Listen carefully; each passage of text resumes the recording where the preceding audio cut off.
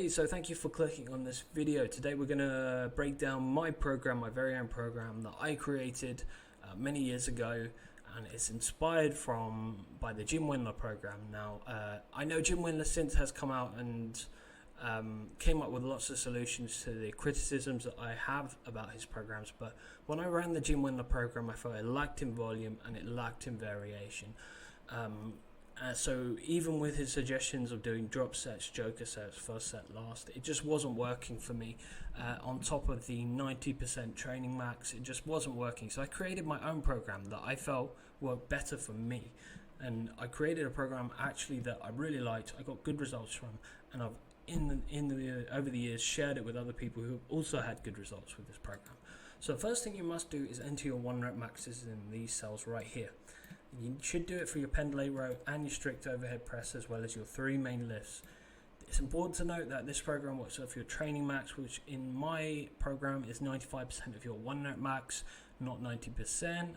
And then you need to choose 2.5 for kilos or 5 for pounds. This is the rounding, which it rounds to the nearest 5 or 2.5. So that is important. You must choose the right one. This program lasts for 5 weeks. You train 3 days a week. As I said, it works off your training max. You've got a medium intensity, low intensity, and a high intensity day. You've got variation lifts in here. You've got accessory exercises, assistance, hypertrophy-based exercises. So there's a lot going on in this program, a lot more than the likes of the early stage Jim Wendler style training programs. So let's have a look at the overview. So day 1 is your medium intense day. This is your do your 5s day, your 5 sets of 5. Which you do from week 1 to week 3. You do 70 to 75% of your training max. This is medium intensity. You do your competition lifts for this one. So if you pull sumo, you do a sumo deadlift, conventional. If you're a wide stance squatter, you do wide stance, or if you're narrow bench press, you choose that wide or narrow grip, up to you. So that's what you need to do on this day. Day 2 is your light day, your volume day. This is to focus on sticking points in your main lifts. We'll talk more about that later. You start at 55% of your TM. You finish week 3 65%. You do 5 sets, 4 sets, 3 sets of 8. Each week you reduce the number of sets by 1. Day 3 is your heavy day. We've got 2 separate percentage schemes going on here. But the rep scheme is 5 sets of 3, 4 sets of 3, and 3 sets of 3. So each week you reduce the number of sets by 1. As the intensity increases, you reduce the volume. That's the typical undulated style of training that makes sense, especially for novice and early stage intermediate lifters. Again, this is all working off your training max. Now for the deadlift, you do slightly heavier because the 3 deadlift exercises that I've got given to you as an option are focusing more on the sort of the lockout, the high pull, the above the knee or just a mid-knee position or just below the knee. So it's not off the floor work. That's why I've chosen slightly higher percentages. However, if you are not happy with these percentages, just change them. Now, if you want to change them, you quite simply just click on the cell where the weight is.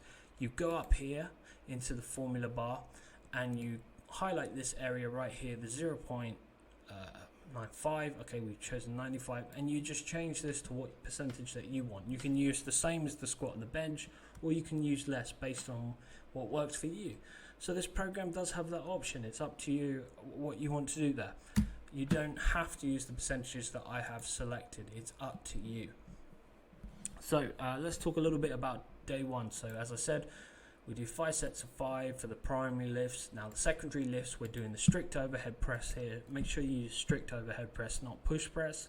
We do 4 sets of 10, so we're doing volume here, and we're doing 55% of our overhead press TM. So we're not doing high intensity here. We're focusing more on volume, hypertrophy. This is also great for helping with the bench press. It has strength carryover to the bench press, especially in that mid-range of the bench. If that's your sticking point, it strengthens the anterior deltoids mostly. So this is a must-do.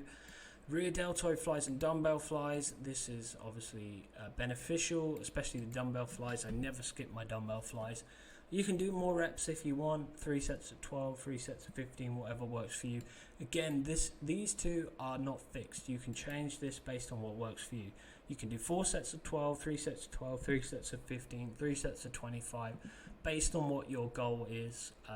But do not burn out and use max effort on this one. Do not use maximal heavy weights, and let it affect the main lifts. That's my only advice there. Day 3 is your volume day, 5 sets of 8 for 3 sets of 8, and you do variation lifts for the main lifts now. So we're not doing our competition lifts anymore.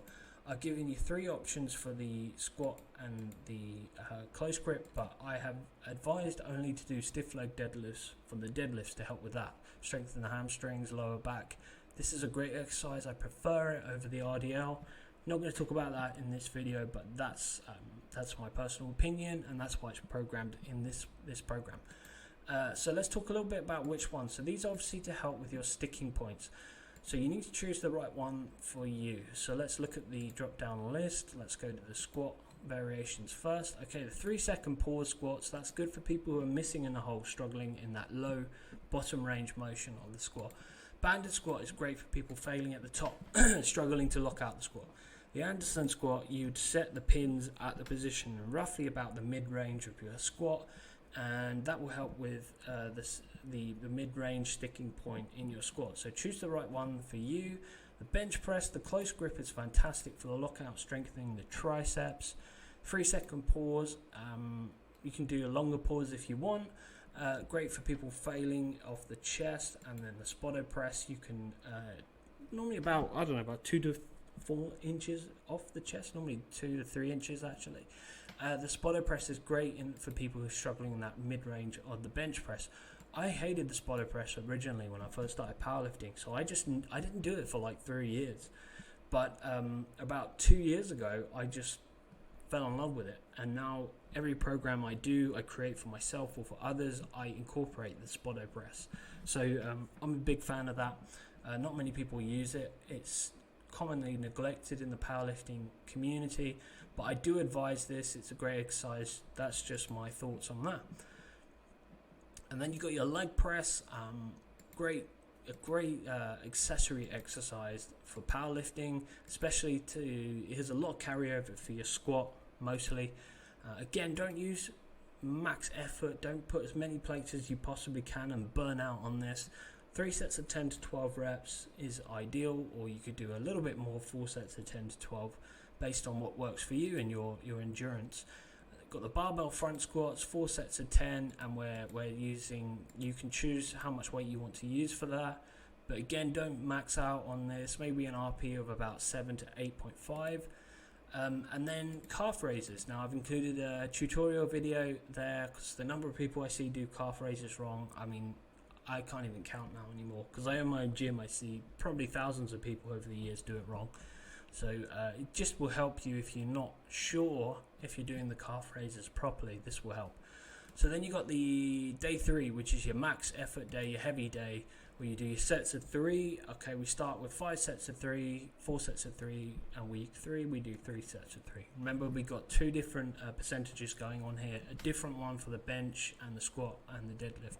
So for the squat and the bench, we have the option. Again, we're doing some variation exercises here. We're not actually using our competition lifts.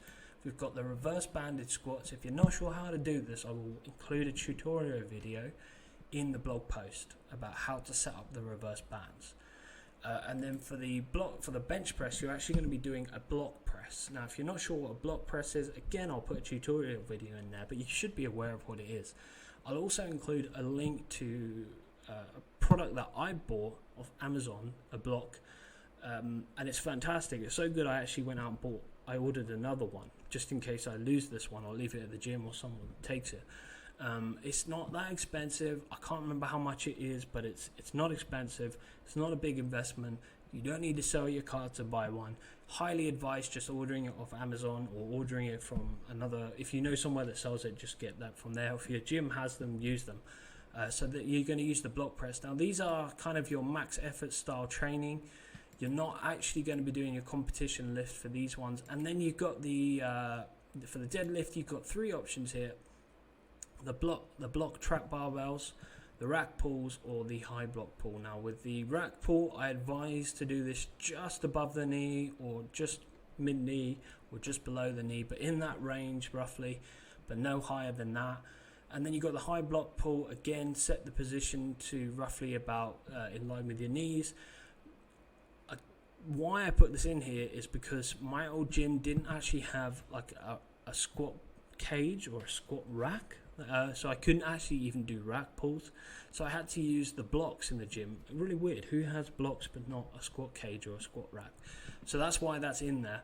And then the block trap barbell pull, this actually helps with you you're pulling off the floor, as well as the lockout, the top range of motion of the deadlift.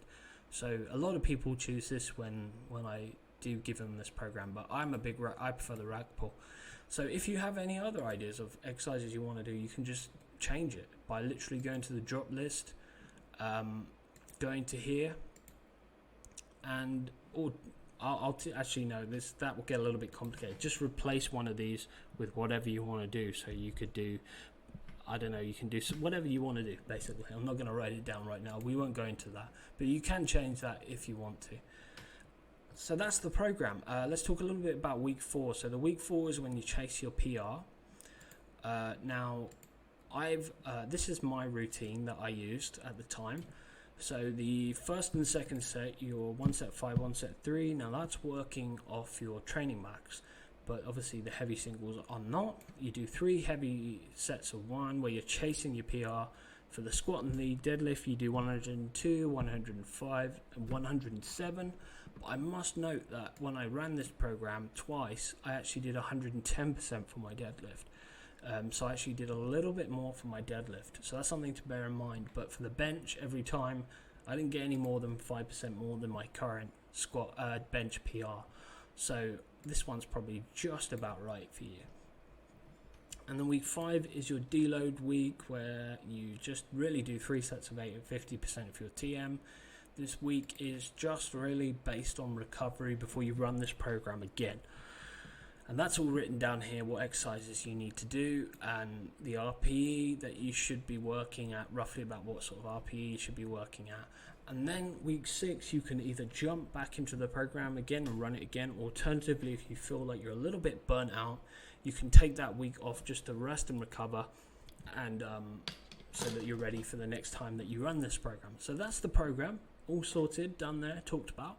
Check out my website blog post if you haven't got the link for this video from there. And if you have any questions, you can comment on my YouTube, send me a message on Instagram, or comment on my website, the blog post. Good luck with this program. I hope it goes well. I hope you make some gains, and stay strong and keep lifting.